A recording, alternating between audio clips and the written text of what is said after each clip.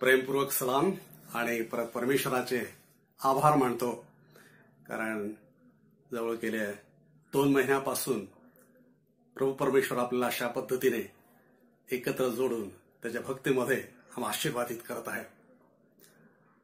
मी परमेश्वराचे आभार मानतो आणि आपल्या सर्वांचे आभार मानतो, कारण आपण दिलेल्या उत्स्फूर्त प्रतिसादाबद्दल, आपल्या प्रतिक्रिया, आपले अभिप्राय आणि आपला प्रतिसाद, देवाची स्तुती करतो त्याबद्दल. अनेकांनी टेक्स्टच्या द्वारे आणि फोनच्या द्वारे व्हॉट्सअपवर प्रतिक्रिया दिल्या. सर्वांनाच मी रिप्लाय करू शकलो नाही त्याबद्दल क्षमा. पण मी खूप आभार मानतो की परमेश्वर आपल्याला अशा स्थितीमध्ये आशीर्वादित करत आहे. परमेश्वर सारखा आहे आणि म्हणून त्याची दया, त्याची कृपा आणि त्याचा आशीर्वाद कोणत्याही परिस्थितीमध्ये बदलत नाही, कमी होत नाही. आणि या स्थितीमध्ये परमेश्वर आपल्याला, आपण ज्या ज्या ठिकाणी आहोत त्या त्या ठिकाणी आशीर्वाद देत आहे. देवाची स्तुती असो. प्रदाची भक्ती परमेश्वराच्या हातामध्ये आपण समर्पित करूया. आपण प्रार्थना करू. जिवंत प्रभू परमेश्वरा, आम्ही खूप तुझे आभार मानतो तू दिलेल्या संधीबद्दल.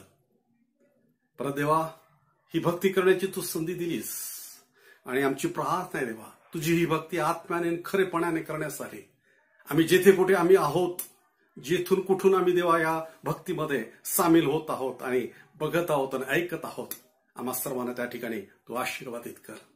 देवा, आजची भक्ती आम्ही तुझ्या हाती समर्पित होतो. ज्या ज्या ठिकाणी आम्ही आहोत देवा, त्या त्या ठिकाणी मी तुला समर्पित होतो. ही प्रार्थना प्रभू येशू ख्रिस्ताच्या नावाने केली म्हणून तो ऐक. आमेन.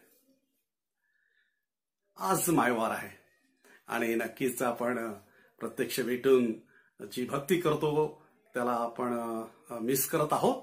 पण आजचा हा मायवार आपण जिथे कुठे आहोत त्याच आत्म्याने आपण या मायवाराचा आशीर्वाद प्राप्त करूया परमेश्वराकडून.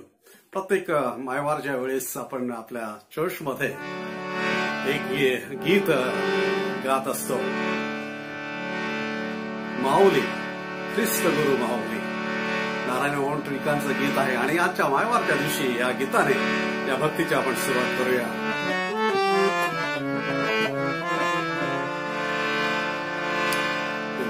माय माझी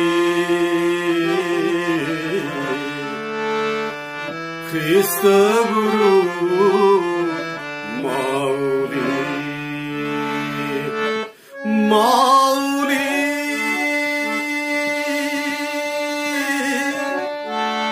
ख्रिस्त गुरु माऊली, माऊली ख्रिस्त गुरु माऊली. गमाय माझी ख्रिस्त गुरु माऊली, गमाय माझी ख्रिस्त गुरु माऊली. हा केसरशी मज ताराया स्वर्गातून धावली.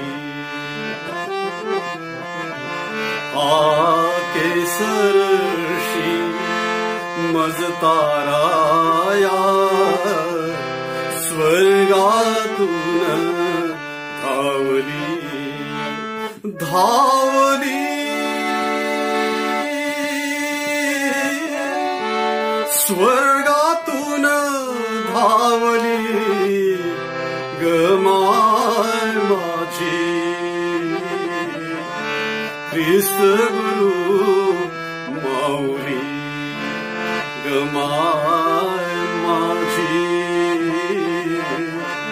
ख्रिस्त गुरु माऊली.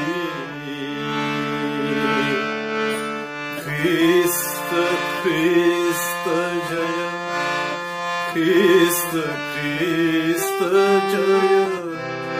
भजनी मती रंगली. ख्रिस्त ख्रिस्त जय, ख्रिस्त ख्रिस्त जय. भजनी मती रंगली रंगली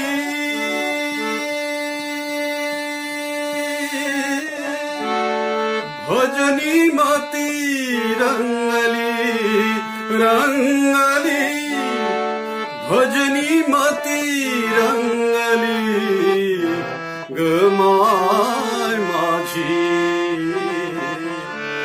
ख्रिस्त गुरु माऊली गमाय माझी ख्रिस्त गुरु माऊली ख्रिस्त गुरु माऊली गमाय माझी ख्रिस्त गुरु माऊली. खूप खूप शुभेच्छा आजच्या मायवाराच्या आपल्या सर्व मातांच्यासाठी. आणि आज परत या भक्तीमध्ये एक स्तोत्र मी निवडलेलं आहे, स्तोत्र 27. हे स्तोत्र आपण वाचणार आहोत आणि त्यानंतर लगेचच आपण परमेश्वराचं वचन ऐकणार आहोत. आणि नंतर शेवटी आपल्या सर्व मातांच्यासाठी आणि आपल्या ज्या काही गरजा आहेत त्यासाठी आपण प्रार्थना करणार आहोत वचना झाल्यानंतर.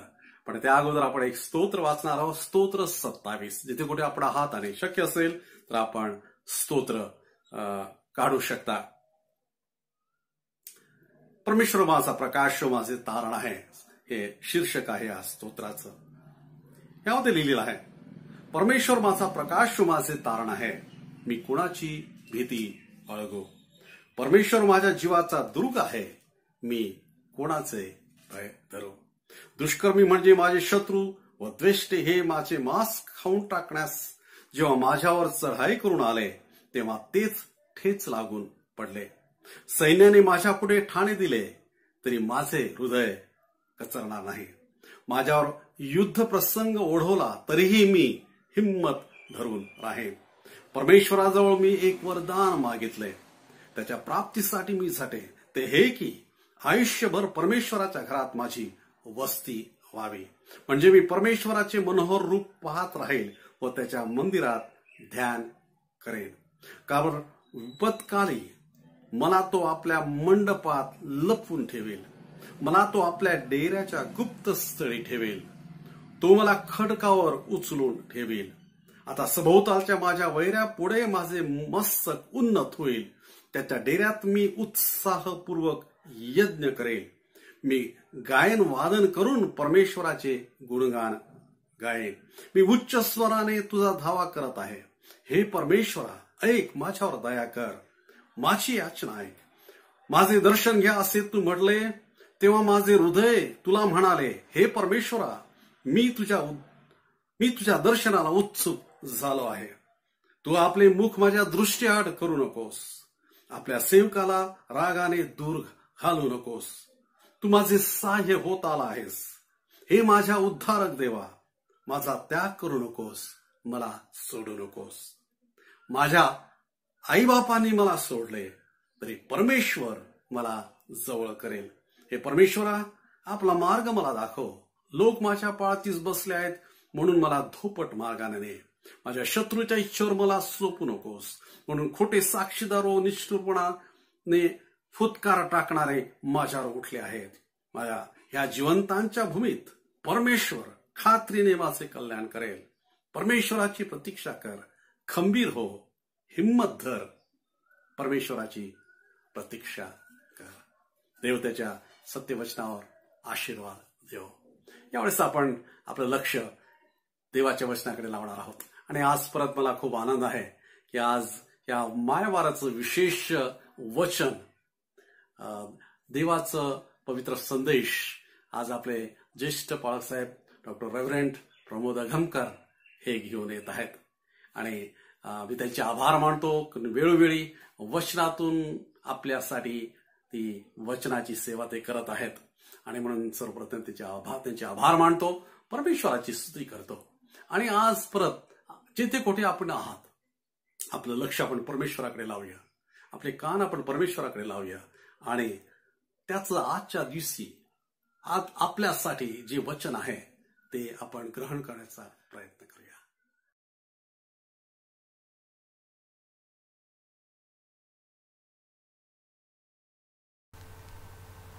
सर्वांना शालोम. तुम्हा सर्वांना शांती असो. आणि ह्या मायवाराच्या निमित्तानं सर्व ज्या आपल्या माता आहेत त्यांना आमच्याकडून शुभेच्छा. आज आईला विशेष करून महत्त्व दिलं जातं, तिची आठवण केली जाते. आणि आपल्याला हे माहीत आहे, त्याचं कारण हे आहे की आईचं जे महत्त्व आपल्या प्रत्येकाच्या जीवनामध्ये, कुटुंबामध्ये आणि सर्वत्र सर्व जगामध्ये जे आहे ते फार मोठं आहे. आणि म्हणून हा दिवस आईंना जणू काय बहाल केलेला आहे. त्यांचे ऋण आपण कसे फेडू शकतो? आपल्याला माहीत आहे की आपल्या भारतामध्ये नव्हे संपूर्ण जगामध्ये कुटुंबामध्ये आईची जी प्रीती असते, आईची जी माया असते आणि आईची जी काळजी असते, हे सर्व ज्या गोष्टी आहेत ते एका काही मिनिटांच्या मध्ये आपण वर्णन करू शकत नाही.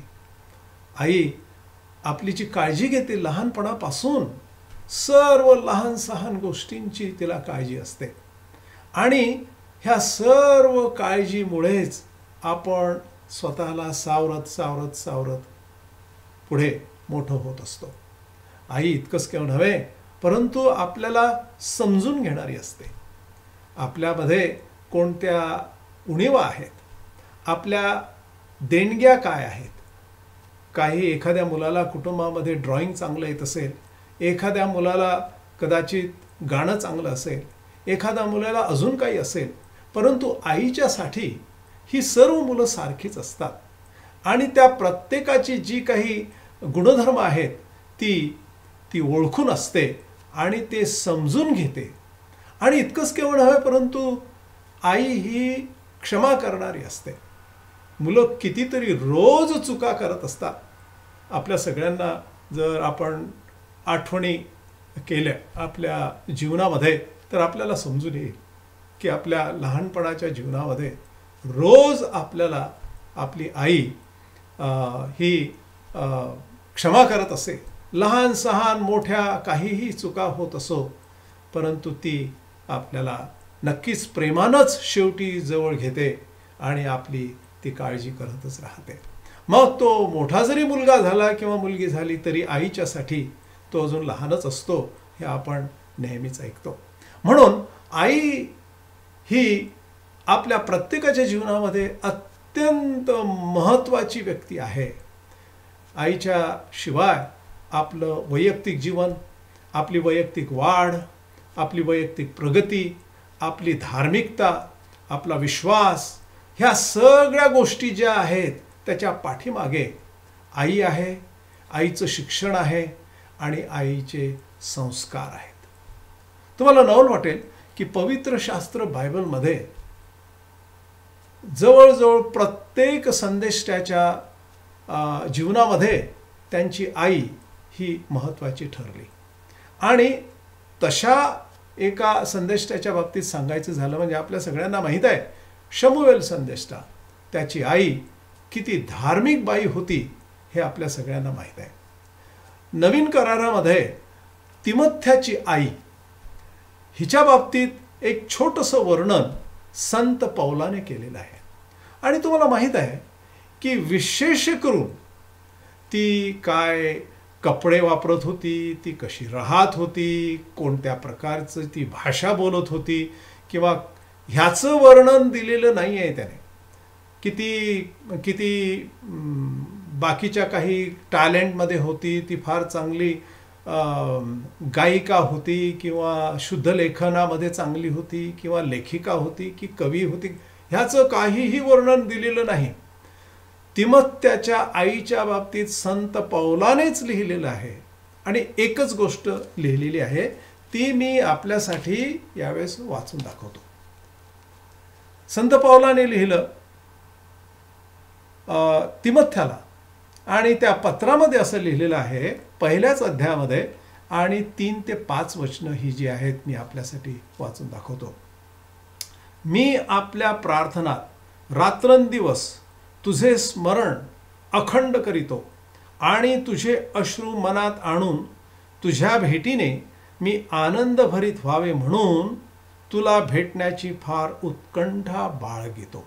पण पुढे असं तो म्हणतो, तुझ्यामध्ये असलेल्या निष्कपट विश्वासाची मला आठवण होऊन ज्या देवाची आपल्या पूर्वजापासून चालत आलेली सेवा मी शुद्ध मनाने करतो त्याचे मी आभार मानतो.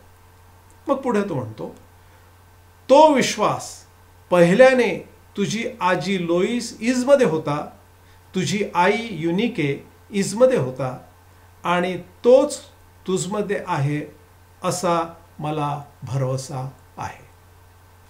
तिमथ्याची आई.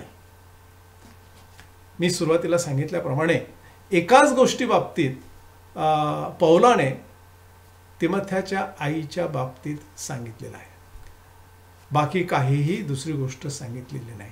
मला असं वाटतं की सर्वात मोठी गोष्ट आईच्याकडून आपल्यापर्यंत येते ती म्हणजे आपल्याला मिळालेला विश्वास, आपली श्रद्धा, देवावरची श्रद्धा, जिवंत देवावरची श्रद्धा. ही एक फार मोठी ठेव आपल्याला आईकडून मिळते आणि तीच मिळायला पाहिजे सर्वात मोठी. कारण आपल्या जीवनाचा जो पाया आहे तो त्याच्यावर अवलंबून आहे. ह्या विश्वासाच्या बाबतीत जे वर्णन केलेलं आहे, एका शब्दात तो ह्या ठिकाणी म्हणतो, तुझ्यामध्ये असलेल्या निष्कपट विश्वासाची मला आठवण होते. निष्कपट विश्वास. पण त्यानंतर तो म्हणतो की हा विश्वास तुला तुझ्या आईकडून आलेला आहे असा मला भरवसा आहे, अशी माझी खात्री आहे. निष्कपट विश्वास. ह्याचं वर्णन कसं करायचं? अर्थात आपल्याला माहित आहे की प्रभू येशू ख्रिस्तानी एका ठिकाणी म्हटलेल्या याईराला की असा विश्वास मला पूर्ण इस्रायलामध्ये सुद्धा आढळत नाही. दुर्मिळ आहे ह्या व्यक्तीचा विश्वास. म्हणजे तसा दुर्मिळ विश्वासाच्या बाबतीत आपल्याला एका ठिकाणी लिहिलेलं आढळतं शास्त्रामध्ये. दुसऱ्या ठिकाणी संत पौलाने लिहिलेलं आहे की सैतानाचे जळते बाण अडवू शकणारा विश्वास त्याच्या बाबतीत आपल्याला दिसतं. म्हणजे असं थोडक्यात वर्णन विश्वासांच्या बाबतीत केलेलं आहे. आणि आपल्याला माहीत आहे की अब्राहामाचा विश्वास तर एक असामान्य विश्वास आपल्याला म्हणता येईल पवित्र शास्त्रामध्ये. ह्या ठिकाणी मात्र तिमथ्याच्या आईचा विश्वास जो होता हा निष्कपट विश्वास आहे. आता ह्या निष्कपट विश्वासाचं वर्णन कसं करायचं की ज्यामध्ये कपट नाही असा विश्वास.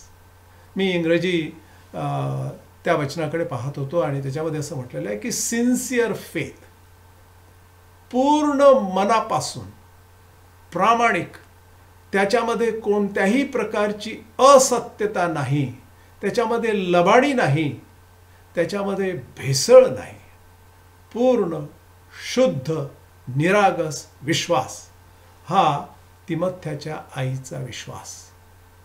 आणि तुम्हाला माहित आहे की संत पौलाने जर असं वर्णन केलं तर माझी खात्री आहे की ते खरं आहे. मग ही एक मोठी देणगी तिमथ्याच्या आईने तिमथ्याला दिली. लहानपणापासून हे संस्कार त्याच्यावर टाकले की जर विश्वासच ठेवायचा, देवावर जर विश्वास ठेवायचा, प्रभू येशू ख्रिस्तावर जर विश्वास ठेवायचा तो निष्कपट असला पाहिजे. हे त्याने आपल्या आईच्या पासून शिकला. मला असं वाटतं की निष्कपट विश्वास, भेसळ नसलेला विश्वास की ज्यामध्ये कोणत्याही प्रकारची असत्यता किंवा लबाडी नाही, बेगडीपणा नाही, दिखाऊपणा नाही.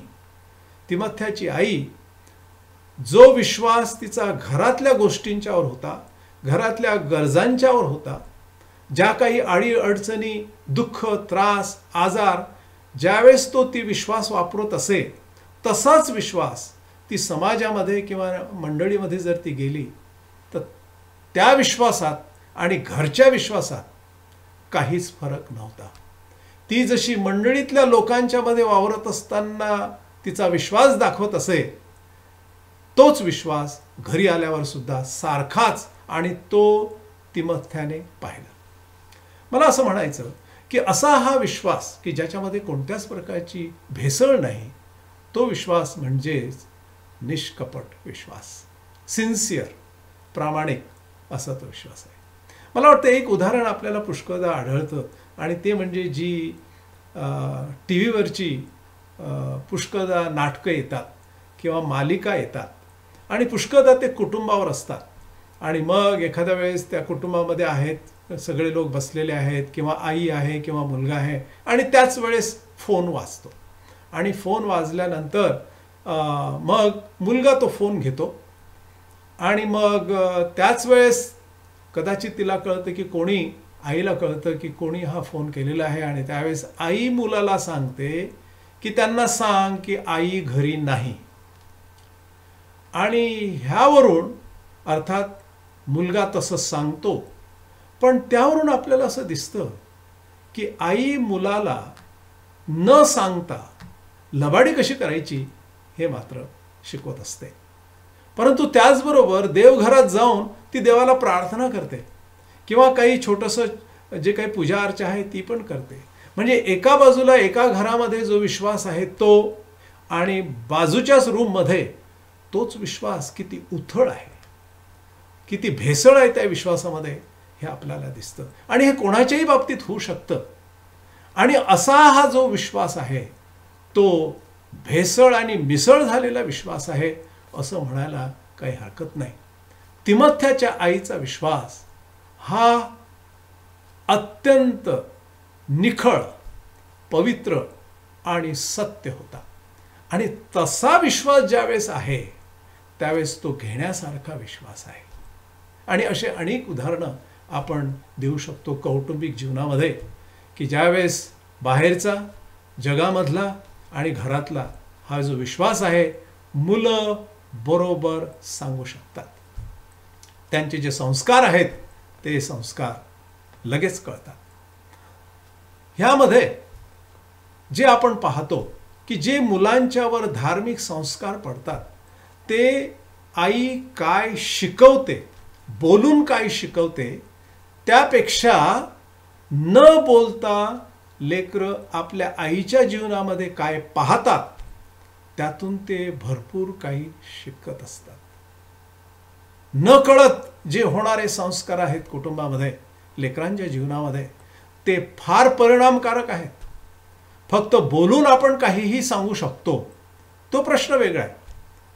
बोलणं, सांगणं हे महत्त्वाचं आहे, परंतु त्याचबरोबरीने वागणं आणि त्याचे जे परिणाम आहेत, न कळत होणारे जे परिणाम आहेत कुटुंबामध्ये, लेकरांच्यामध्ये, ते फार परिणामकारक करतात.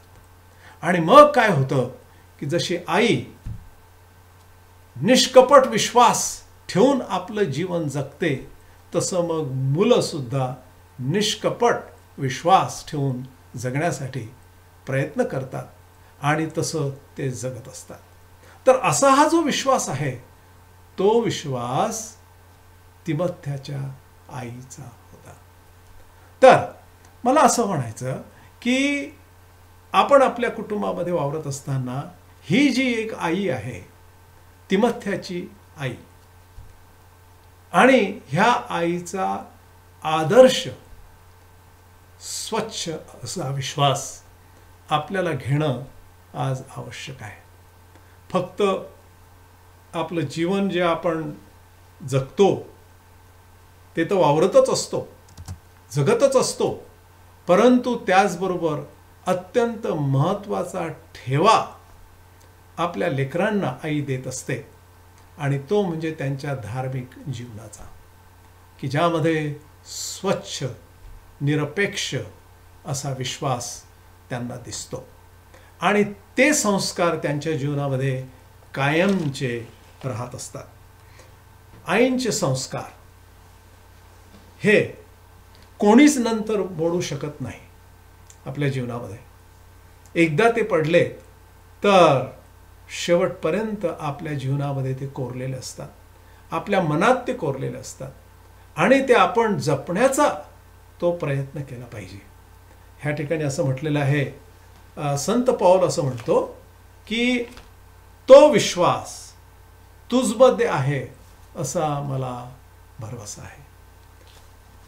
संत पौलाला एक फार मोठी खात्री होती की तुझी आई मी पाहिलेली आहे तिमोथ्या, तुझ्या आईला मी पाहिलेलं आहे, तिचं जीवन मी पाहिलेलं आहे, तिची धार्मिकता मी पाहिलेली आहे आणि तिची विश्वासाची जी पातळी आहे ती मी पाहिलेली आहे.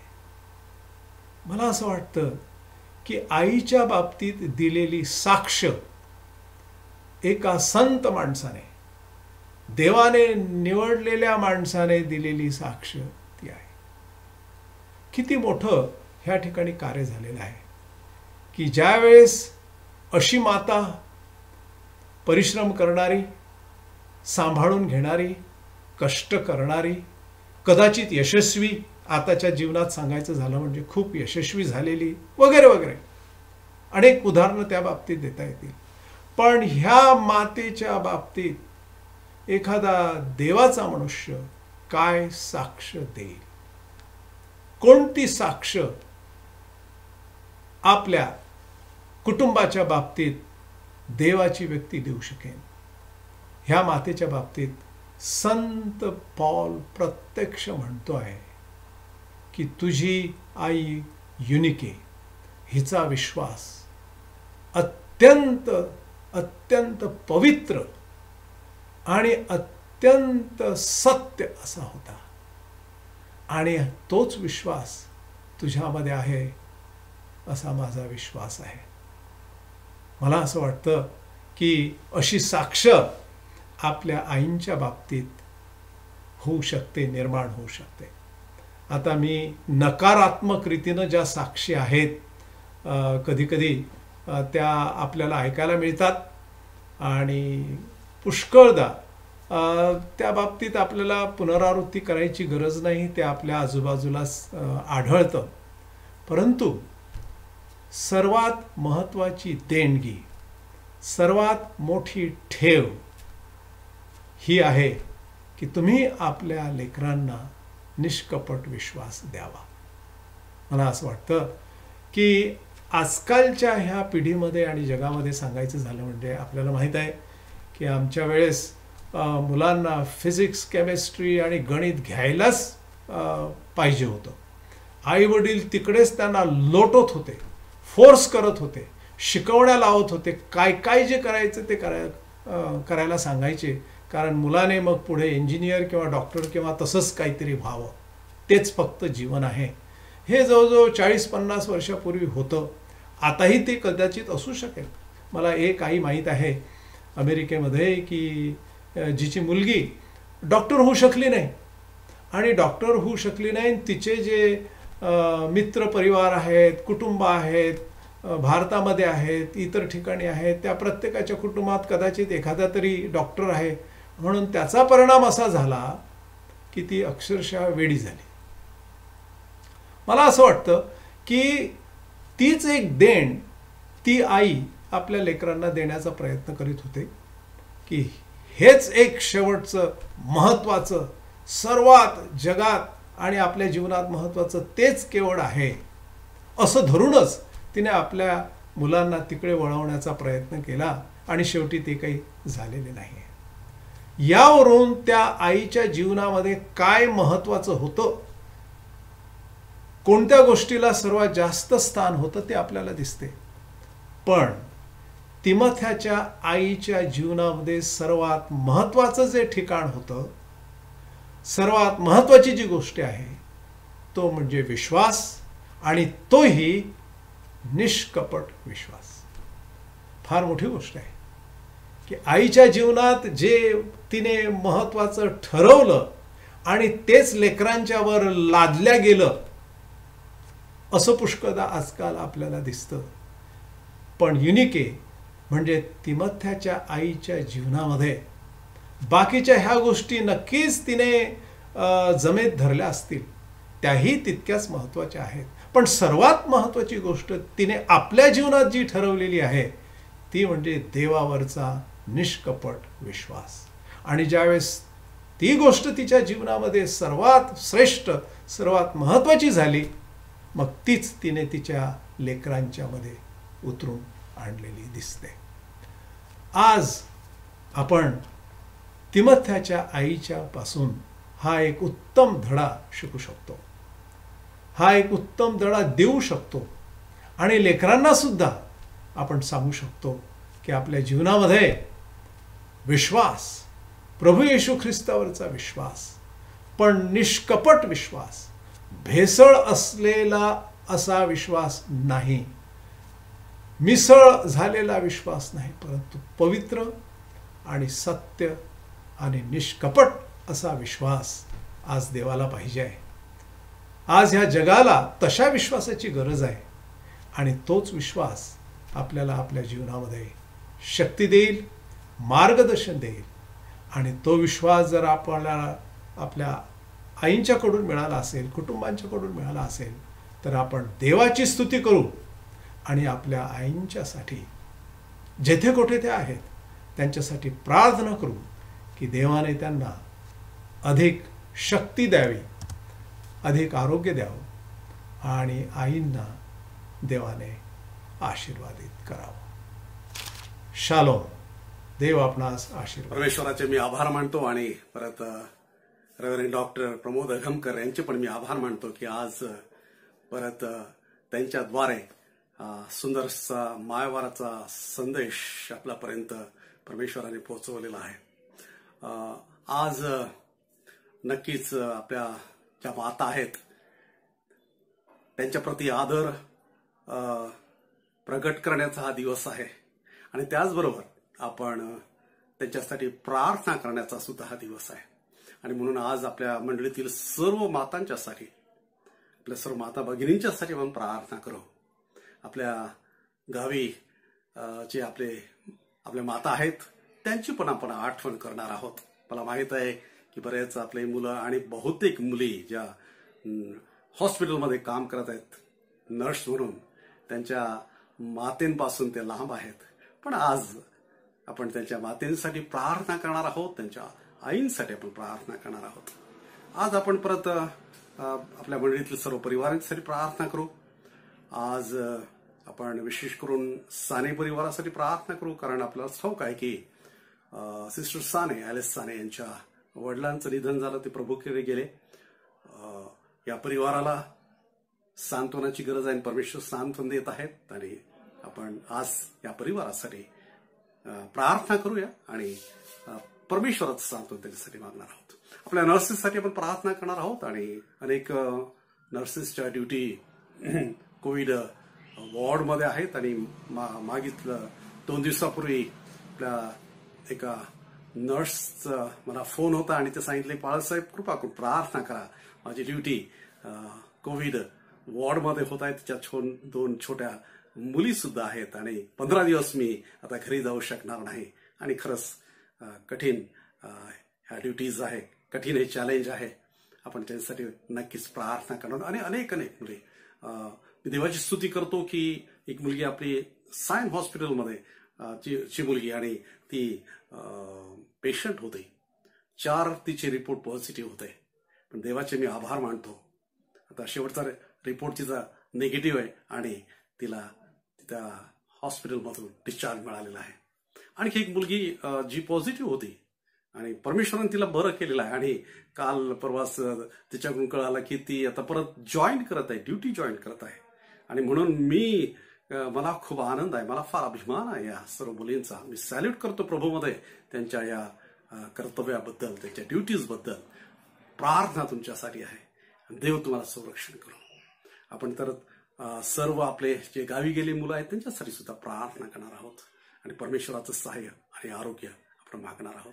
आपण एवढंच प्रार्थना करू. जिवंत प्रभू परमेश्वरा, खूप तुझे आभार मानतो, कारण आज या वचनाच्याद्वारे तू आम्हास आशीर्वादित केलेला आहे. मी तुझे आभार मानतो देवा, कारण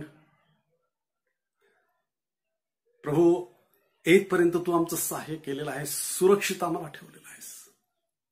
आज देवा विशेष करून आमच्या मंडळीतील सर्व परिवारांच्यासाठी आमच्या प्रार्थना आहे, जिथे कुठे आहेत ते त्या ठिकाणी त्यांना सुरक्षित ठेव.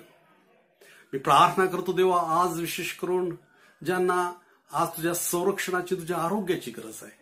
आमचे अनेक नर्सिंगच्या मुली विविध हॉस्पिटलमध्ये आपलं कर्तव्य करत आहे. आमची प्रार्थना आहे देवा, तू त्यांचा संरक्षक हो, तू त्यांना आरोग्य दे. मी प्रार्थना करतो देवा आज की ज्या मुलींना, आमच्या ज्या नर्सेस आहेत, त्यांना तू ह्या अशा महामारीपासून वाचवलेला आहे. देवा, आमची प्रार्थना आहे असंच आरोग्य त्यांना तू दे. आमची प्रार्थना आहे प्रभू देवा, ज्या आमच्या नर्सेस कोविड हॉस्पिटलमध्ये रुग्णाच्या संपर्कामध्ये त्यांची सेवा करत आहे, देवा कृपा करून तुझं संरक्षण त्यांना लाभू दे. मी प्रार्थना करतो देवा आज साने परिवारासाठी तू त्यांचा सांत्वन करता झालाय, साह्य करता झालाय. हो प्रभू, तू त्यांना यापुढेही तुझं सांत्वन दे आणि ह्या संपूर्ण परिवाराला आज तुझ्या हाती समर्पित करत आहोत. प्रभू, आज आम्ही प्रार्थना करतो आमच्या सर्व मातांच्यासाठी. देवा, ह्या माता तू आम्हाला दिलेल्या, आमच्या चर्चमध्ये तू ठेवलेल्या आहे, त्यांच्या जीवनाबद्दल, त्यांच्या सेवेबद्दल, त्यांच्या प्रार्थनेबद्दल आम्ही तुझे आभार मानतो. आज देवा ह्या निमित्ताने त्यांच्यासाठी आरोग्य मागत आहोत. त्यांच्या जीवनातील प्रत्येक गरज तुला आम्ही सादर करत आहोत. उत्तम आरोग्य त्यांना तू दे. उत्तम प्रार्थनेची सेवा जे करत आहेत प्रभू, ती फलद्रूप होऊ दे, अनेकांच्यासाठी आशीर्वादित होऊ दे अशी प्रार्थना मी करत आहे. तेव्हा आम्ही प्रार्थना करतो आमच्या गावाकडच्या अनेक आमच्या आई आणि आमच्या माता प्रभू गावी आहेत आणि त्यांना सुद्धा देवा तुझ्या सहाय्याची गरज आहे. आमच्या अनेक मुली त्यांच्यापासून लांब आहे, पण तेव्हा आम्ही या सर्व आमच्या मातेसाठी प्रार्थना करतो, तुझं सहाय्य मागत आहोत. प्रभू, परत आम्ही खूप तुझे आभार मानतो आजच्या सुंदरशा वचनाबद्दल. असंच वचन प्रभू यापुढेही तुझ्याकडून आम्हा प्रत्येकाला तू दे. आज परत आम्ही सर्वजण ज्या ज्या ठिकाणी आहोत त्या त्या ठिकाणी तुझ्या हातात समर्पित होतो. ही प्रार्थना प्रभू येशू ख्रिस्ताच्या नावाने केली म्हणून तो आहे. आमेन. आज परत एका गीताच्या ओळीने मी समाप्ती करतो. मायवाराच्या दिनानिमित्ताने भक्तिगीत संग्रहामध्ये 608 आहे. प्रसन्न जननी नयनी देखुने करतो वंदन तुला. प्रसन्न जननी नयनी देखुन करितो वंदन तुला. प्रभो करितो वंदन तुला.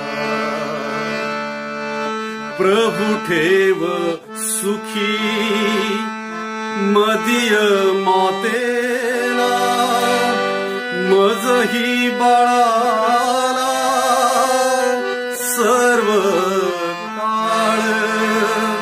प्रभु ठेव सुखी मदिय मातेला, मजही बाळाला सर्व काळ. मजही बाळाला सर्व काळ. प्रसन्न जननी नयनी देखुन करितो वंदन तुला. प्रभो करितो वंदन तुला. प्रभो करितो वंदन तुला. प्रभूने शिकवली प्रार्थना प्रवेश करणार आहोत. हे आमच्या स्वर्गातील पित्या, तुझे नाव पवित्र मानले जाव, तुझे राज्य येऊ, तसे स्वर्गात तसे पृथ्वीवर तुझ्या इच्छेप्रमाणे हो. आमची रोजची भाकर आज आम्हास दे, आणि जसे आम्ही आमच्या ऋणास ऋण सोडले तशी आमची ऋणे आम्हास सोड. आम्हास परीक्षेता नकोस, तर आम्हा सर्व वाईटापासून सोडू, कारण की राज्य, सामर्थ्य आणि गौरव सर्व काही तुला आहे.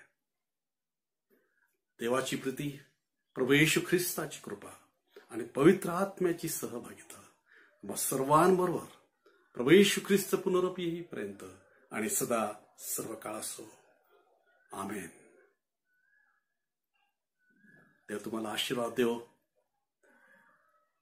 आपल्या मित्रांना, मैत्रिणींना, आपल्या कुटुंबियांना सुद्धा आपण या भक्तीची लिंक पाठवू शकता. आपण सुद्धा सहभागी होता, इतरांना सुद्धा आपण या भक्तीमध्ये सहभागी करू शकता. देव तुम्हाला आशीर्वाद दे.